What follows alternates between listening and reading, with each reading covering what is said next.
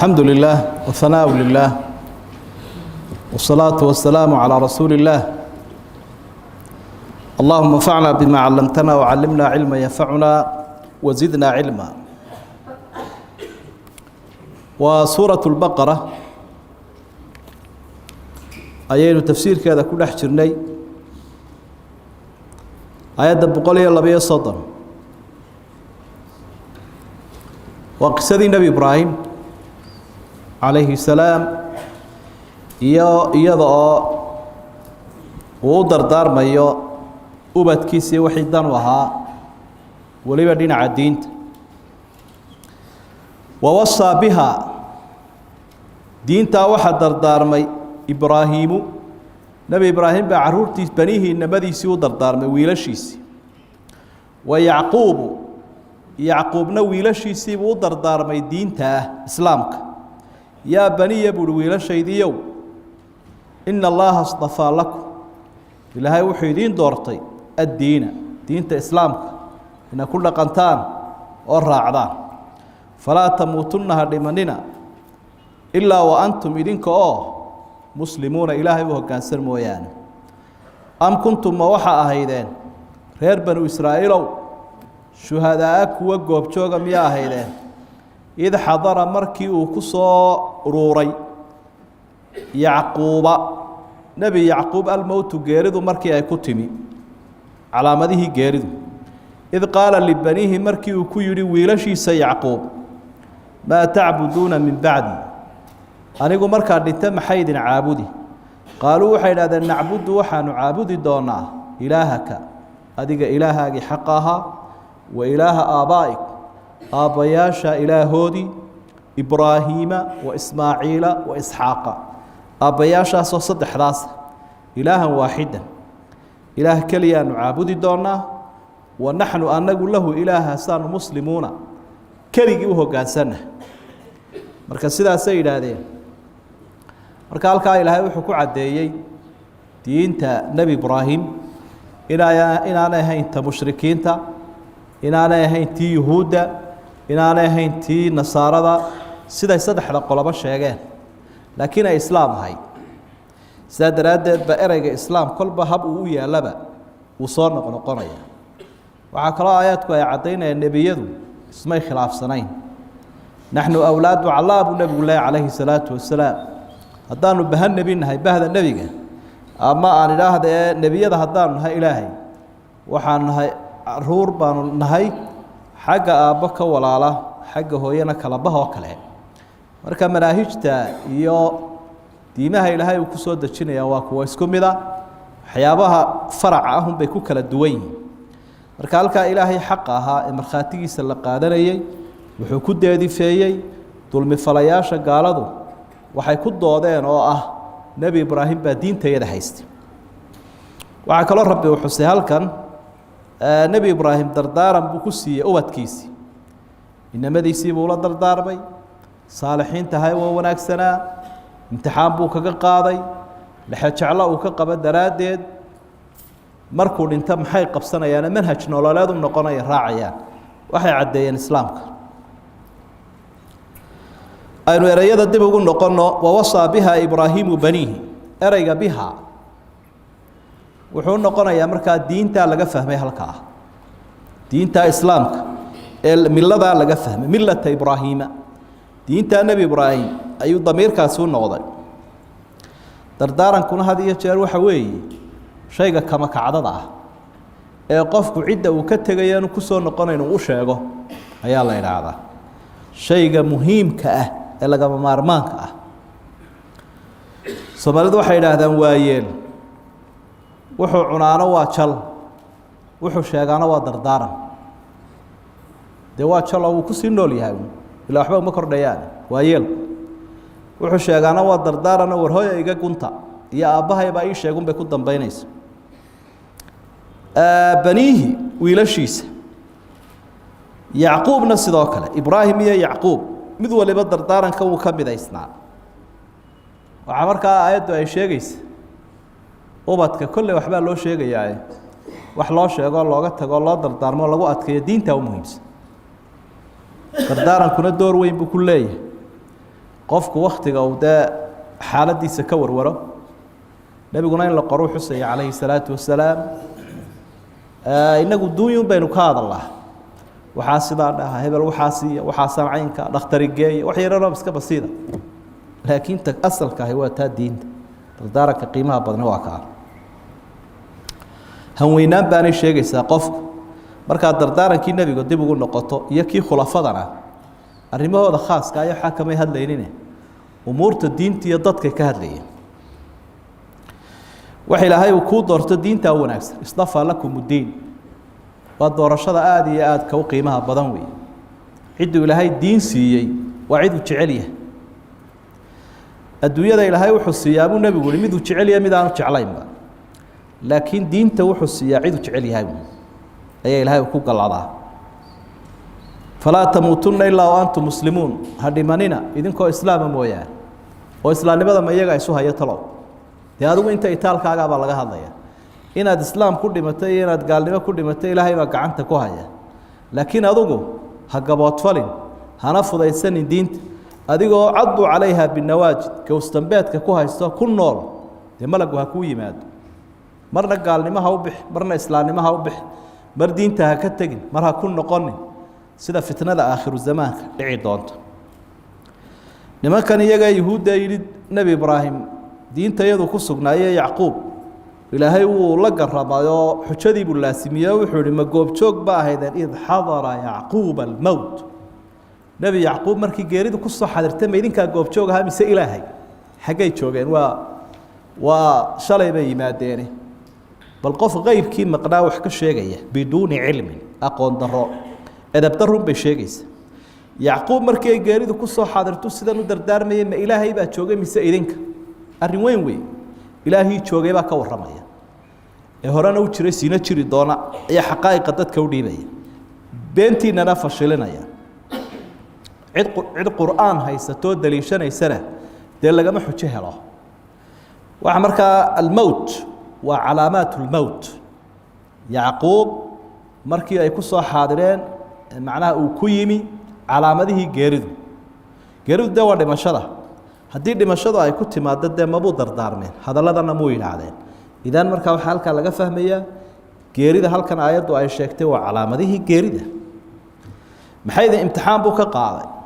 imtixaankaasina aad buu muhiim u yahay qofka in mustaaqiyadiisa iyo miisaanka uu leeyahay iyo aqoontiisa iyo afkaartiisa la weydiiyo siiba ubadka maxaa caabudaysa waan dhimanayaa kulle waa sii socdacay dee ilaahagaanu caabudaynaa ilaahay aabbayaasha ibraahim baa ku aabbo ismaaciil baa ku aabbo isxaaq baa ku aabba ah ilaahaasi ma dhowr ilaahba maya waa ilaahan waaxidan maadaamay saddex magac soo sheegeen saddexdaa nebi inaanay kale ilaah ahayn laakiin ilaahan waaxidan uu yahay ilaah keliya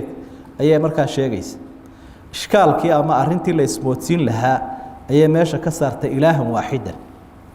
ilaaha aanu caabudayne ee aabbayaashayana ay caabudayaan waa mid keliya oo keligii baan u hoggaansanna waxay aaddu faa'iideynaysaa in awowga iyo adeerkaba aabba lagu sheegi karo waayo nebi yacquub dee inamadiisuu la hadlayay isagu waa u aabbo laakiin dee nebi ibraahim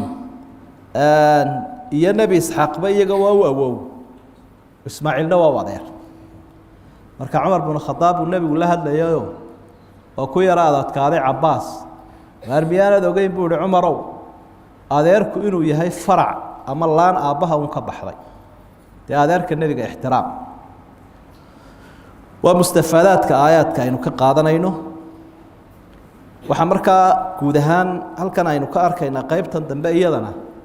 oo mafhuumka qisadu ay waxyaabaha hore aynu soo sheegnay waa laga faa'iidaysto waa kuway ku cadday u taaganta laakiin faxwaha iyo hadalku waxyaabuhu bixinaya waxaa ka mid a ubadka sida loo rabaynayo oo qisaska nebiyadu had iyo jeer waxayna barayaan ubadka in diinta lagu anqarinayo oo loo dardaarmayo oo lagu noolaynayo oo lagu ilaalinayo waa arrin aad iyo aad u muhiima suuratu maryam bilowgeeda haddaad akhridana dee nebi zakariya iyo waad arkaysa dardaarankiisa idan markaa waxaan wax yar ka odhan lahayn casriganna waa mushkilad weyn oo jirtee ubadka iyo sida loo rabaynayo ama loola noolaanayo ama waajibka ka saaran rabaayadda ubadka waalidka in badan oo inaga midi waa waalid ama way ku sii socdaan marka tarbiyaduna waa fanni la barto way fanni Soomaalida ay ka jaahil yihiin oo u baahan inaad barato way sida cilmiga kale aad u baranayso muhiimadda iyo miisaanka tarbiyadu leedahayna waa ka lagu xusuusanayo waalidka ilaahay wuxuu ina faraynay in waalidka u ducayno markay ducadana isaga inoo la qiimayo inoo sheegay wuxuu waalidka u duceeyo sida dhaha وقل رب ارحمهما كما ربياني صغيرا قفكي والد لو حتى هذا إله والد كأن حريصه سيدا يقولنا حريستان معها لكن سيدا يربيين marka waxaad arkaysaa naxariista inay ugu muhiimsanatay rabaayada ama tarbiyada inagu rabaayad baynu iska nidhaan af Soomaali markeen yar xarifnee kobcinta iyo korinta ubadkii la koriyo way naxariista u weynaadsiis hadaad ilmahaaga caloosha wax u siiso oo dhar wanaagsan u xidho oo suuqa ku sii dayso adigoon tarbiyad siinin waxba umaad kordhinin waaba laga yaabaa muruqyadiisa koosan inuu adiga kugu feero xoolahana xoog kaaga qaado ku dilo ku daandaamiyo marka wax loogu naxariisto tarbiyada ugu muhiimsan waxaynu si gaar ah u xusi lahayn tarbiyat almuraahiq ilmuhu waqtiga uu soo qaan gaarayo iyo sida loo tarbiyeynayo wiil iyo gabadhba waxaynu marxaladda u soo qaadanaynaa baahida ka jirta ayaa aad u weyn waa waqtigan la yiraahdo maxay yiraahdaan Soomaalidu nin ismood bayda kilinkiladiisu ursado dhididkii baa urayo waa nin ismood ayay kulay nin ma aha uu ismooday wali muu gaarin nimadii inantiina waa gabar ismood waqtigaas weey waa markay tahriibaan waa markay silsilada qaataan ay suuqa maraan waa markay xiiseeyaan inay wuxuun burburiyaan ay wuxuun jajabiyaan islaantuna ay ka soo qaylisay tilaado inamadii waan kar ilaahay odayow inamadaada dhinacaad ugu jahaynayso adaa yaqaan hebel uu baxsaday hebel meel buu ka dhacay hebel qaar buu raacay waqtiga qaylada waalidkii xaafaduba ay badato way muruqyadiisa ay rakuusan intuu shaarka dib uga riixo uu kolba mid eegayo waxay yiraahdaan marxalada gaalada qaar badan oo wax ka qoray iyagu markay fahmi waayeen waxay yiraahdaan marxalatul junuun marxaladu ilmuhu waasho weeyaan bay kuwada wax ka qoraa marxaladu qofku waasho oo u baahan yahay wax kale iyo miir kale in loo raadiyo marka aqli ahaana uu isu bedelaa ilmuhu jir ahaana uu isu bedelaa taa ku dheeraan meynee waa marxalad marka la soo ururiyo bay yiraahdeen ilmuhu u baahan yahay i'tiraaf Soomaad maqal dad badan baa i'tiraaftoon ku badan yahay ilmahana i'tiraaftoonaho inantiina waxay leedahay hooy la qabso aniga qudhayda gabadh weyne wiilkiina wuxuu leeyahay odaygii la qabso qudhigaygu nin weyn baan haatanahay marka waa inaan loogu soo hagaagin baa ilmihii yaraa la diri jiray la canaanan jiray la huruufi jiray aamus loo oran jiray i'tiraaf horta waa in xoogaa i'tiraaf la sameeyo sida loo i'tiraafayaa bay markaa sharax ka bixiyeen tobaneeyo qodob haddii aan maraajicda intaan ka soo qoray qaar ka mid ah ka soo qaato marxaladaas waxay ka bilaabmaysaa bay yiraahdeen wase iyagu yiraahdeen teen age macnaha waa 18 ilaa 19 waa waqtigaas erayga la raaciyo ama 3 toddobaadba toddobada hore marka laga yimaado toddobada dhexe iyo toddobada dambe ilaa 14 ilaa 22 waxay ka waramayaan waa waxda ummadaha shisheeye iyo culimada muslimiinta wax ka qoray baa isku waafaqsan yihiin ilmaha waa in marxaladda lagu baraarujiyaa marxaladdu marayo oo aad tidhaahdaa marxaladdan aad maraysa waa marxaladdii kugu qiimaha badnayd cimrigaaga aad wax badan u kororsan lahayd idan icdaad gal wa ajmalu awqaat waqtigaaga kugu qiimaha badnaa weeye hebelow ama heblaayo istiyaare marxaladda wuxuu ilmuhu u baahan yahay mar haddii jirkiisa isbedelayo in caqiidadiisa iyo cibaadadiisa la dhiso hadii ilmaha caqiidada la cabsiyo miir baa u samaysmayo mid adab lahoo wax aaminsan oo dee kula jihaadaya ku barbar taagan buu noqonayaa od ka nasato haddaad caqiidahaan u qanciso waqtiyada afkaartooda caruurta laga faa'iidaysto way ciddii doonaysa inay duufsato ama dhan kale ay u kaxayso waa waqtiga ay u nugul yihiin inay isbedelaan marka caqiidada iyo cibaadadaba in aad loogula dadaalo u baahan yahay waalidku daa hadduu wax garanaya haddii kalena culimada ha u geeyo waqtigaa isagaa wuxuu u baahan yahay bay yidhaahdeen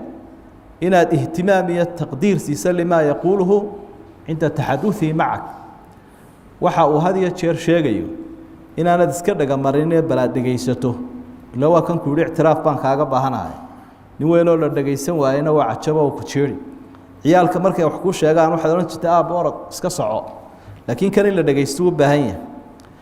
wuxuu u baahan yahay baylaan madharkiisa in la eego madharku waqtiga isbedelka xagga dharka habku u labisanayo waxa qofka yare waa waxyaabaha aad u daneeyo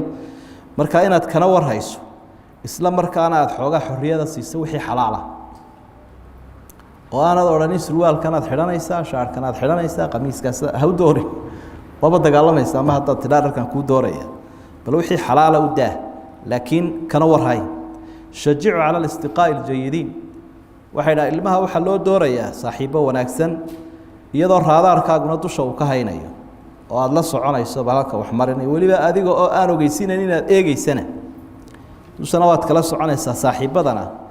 waad u xuraysa kulli saaxiib la'aan maayo boqolkiiba 80 saaxiib kula sheekaysanaya bayda adigana boqolkiiba 10 ama 20 marka kala daanu saaxiib la'aanin oo churudooda iyo warkooda badan maba ka dhargayaan warka waqtiga marka waxay yiraahdeen saaxiibka waa inaad saaxiib fiican loo xulaa diinteenuna saaxiibka halkii ka taagantay waa adigo haday suuragalta waa in raashinka lala cuno tanaawulu tacaami macahum waxay keenaysaa nooc dhawaanshaah iyo saaxiibtinimo ah waxyaabaha baa waxa kamid ah amaam al-ahli wal-asdiqaa inaad ku faanto marka ehelka iyo saaxiibada iyo ay joogaan meesha ninkan wallahi waa ni wanaagsan intan waa gabadh wanaagsan marka uu soo socdaa si wanaagsan wuxuu u bartay arrinkiisu uu tiirsan yahay hebel ama heblaayo waana midna casoo waalan weey hadaa tiraahdo uwa firdhadayba waxaan xusuusanay anigoo bari yarba waa qiseen tan u xiriir la leedahay ayaa maan ilaawin ana teenage ka sanaha abahay waa kutubu iyo akhriyo inay saaxiib yihiin oo odayaba soo ag fariistay way iska sheekaysteen markii dambiil wallahi rag badan baa xudhigi jiro ninkan yar baan imika ka hayaayo kutubtana wuu ku fiican yahay marka jinaasadayda waxaan rajaynayaa inuu si wanaagsan u maydho intii wali waan si xusuus marka waxay yiraahdeen waa inaad ku faantaa oo aanad moogta xaqirin wastu ka calaamadsanaya goor dhowto waxyaabaha dhiirinaya waa inuu talaadaada qaato tajamucaat الرجال لحل المشاكل marka mushkiladaha la xalinaya ragga inaad ka xaysaa wanaagsan geedka iyo shirarka iyo musaalaxada iyo oo goob joog u noqdo istiyaariyaha dhowto muranka dhalinyarada iyo muranka xaafada iyo muranka ummadda iyo sidoo u xalin lahaa waa inuu istiyaariyaa oo meelahana u ka xaysaayo aanad oran ciyaalku iska dhex joog ha u diidin bay yiraahdeen mumaarasada waxa la yiraahdo riyaadada ama ciyaaraha arsilhu macana gadan yartac wa yalcab wa inna lahu lahafidun yaqub markay ka kaxaynayeen inankiisa yuusuf ilma yaqub waxay yiraahdeen bal aroorta soo ciyaara mar haduu ciyaaraya kaxeeyo way idan marka waxay leeyihiin qofka weyn tamartiisa uu stoor gareeya ama kaliyaha ha galiya ama calooshiisan waa tan burnaanays laakiin qofkii yaraa wixii cunaa wuxuu jecel yahay faaruqiyo ma fadhii karaya ama uu daaca qurmaya ama uu seexanaya marka wuxuu u baahan yahay inuu faaruqiyo laakiin aanay ciyaartii waqtigii oo dhan lagu qaadanina si uu nafiso imaam al-Ghazali oo qarniyadii bilowgii wax qoraya waa baabku wax ka qorayo marka uu wax baranayo waa inaad eegtaa wuxuu ku fiican yahay si aanad u caburinin isla markaana aad la doorto wixii uu maaragtay dooran lahaa tabartiisa qirada iyo wax akhrinta iyo mudaalacada inuu ku jiheeyo waa inaad ku rabiisadayaan kaaficuhu ala a'maalihi al-hasana wax laga abaal marinaya hadduu shaqooyin wanaagsan ama reerka u qabto ama waxbarashada ka soo kordhiyo ama cibaadada ama diinta xogaa yaroo de abaal marina shaysid yaro adduuna waad fiicanta bal intaasina waa gunno iyadana uu sii dhiiranaya tajahal can tasarrufaatihi allati la tu'jibuka bayda inka isaga ama inantaasiiba waxyaabaha qofku uu sameeyo dhaqdhaqaaqa yara khaldan isaga dul qaado ma wada saxnaan kara de qofkii qof yari maxay yiraahdeen intuu geed ka boodayaba tala ka booda marka sidaada inuu wada toosnaadaha eegine markuu wax qaldo waa inaad tidhaahdaa bal tan waa taasoo de kharibtay wixii dambu insha Allah inaga ilaali oo aana de dabada u qaban canaantii iyo bakooradii waxyaabaha ilmaha teenage-ka ama muraahiqa ah anfici kara waxa kamid ah bay yiraahdeen in hooyada iyo aabuhu tusaale wanaagsan u yihiin oday iyo islaan cibaadayooma iyo canaad haday meesha joogaan gigta iyo qayladu baxayso isda khariban waxay yidhaahdeen waxyaabaha habboon waxaa ka mid a goobtuu wax ku baranayo inaad ku booqato macallimiintiisa hadday iskuul iyo masjid iyo madarisadba ood macallimiintiisa waraysato oo hadhowna macallinku wixii uu ku ammaanay isaga aad uga sheekayso waxyaabaha dhiirigelin kale ay ka mid yihiin ishaacatu ruuxi shuura fi lusra waxyaabaha habboon ay naga maqan waxaa ka mid a bay leeyihiin marka carruurtu ay xaafadda joogaan in shirkaa congress weeye dee qoysku ah shirweynaha la qabanayo sida loo dooda iyo alra'yu walra'yu alaakhar bal aynu isdhegaysano arrinkan ama caawa xalinaya war dee adigu dhegayso ilaa haddii kale buuqii bay la imanayaan marka haddii halkaa lagu soo rabeeyo mashwarada iyo wadatashiga goodhowta madarasada iyo shirarka iyo qof dee lasoo rabeeya buu noqonayaa dadka dhegaysan kara haddii kale mikrofonkuu boobaya markaad qofkaasoo kale la sheekaysanayso waxaad ka dheeraanaysaa bay yidhaahdeen ijaabaadka nacam iyo laa qofkii waana sheeko la yaro wadi karta hadduu wax ku weydiiya haa maya taasoo kale waa askareeyeyno goodhow waa kala tegaysaan wada hadal idinma socon karo marxaladiisu taa way soo dhaaftay alcayshu fii caalamihim qaliila linafhamahum wanastawciba mashaakilahum bay yidhahdeen mararka qaarkood waa inaad caalamkooda la yaro noolaataayoo aada isciyaal garaysaa ila nebiguba saasuu ahaa calayhi salaatu wasalaam bal nebi maxamed oo gurguuranaya ka war oo ciyaalkiisiina fuushan yihiin sida awrka yaa marka waa inaad kala garataa bay yidhaahdeen an tacrifa alfarqa bayna almakaanati walmakaan makaanadaad leedahay iyo makaankaad joogto kala gara bay yidhahdeen haddaad makaanad weyn leedood sheekh weyn tahay ama wasiir ama madaxweyne laakiin aad ciyaalkaaga la joogto dee makaanadaadii iska soo dhaaf taytalkiiyo darajadaad lahayd ka kaalaya imika dee ciyaal baad imika xaasiley baad imika nin caadiyaa tahay marka haddaad brotokoolaadkii un doontaad si ay isu qondhoriso waa isku oodmaysaan ciyaalkii aad tidhaa layga xishoodo lagaa xishoon maayo la ciyaar oo beretamo oo qoslo oo kada makaanadaad waa halkeedii meesheedii la tag laakiin makaanka ilaali bay dhahan intaasoo dhan waxyaabaha laga faa'idaysan kara waxaa ka mid a qisada yacquub iyo yuusuf ibraahim iyo ismaaciil luqmaan iyo inankiisa nebi maxamed iyo da'yartii marka waxaan baraarujinaynaa uun arrintani waa arrin fanni dhan u baahan fanni dhan weeye oo la barto fannu tarbiya u baahanna inaynu muxaadaraad iyo koorsooyin iyo dood cilmiyadii laga yeesho waalidkan ordaya xiimaya uun weliba culimada madaxda maalqabeenka inta carruurtooda la kulmaanba way yartay leanno dana caamay ku howlayn marka si aynu u soo saarno dadkaynu doonayna diidaynana uga reebno baabkaa in wax laga barto weeye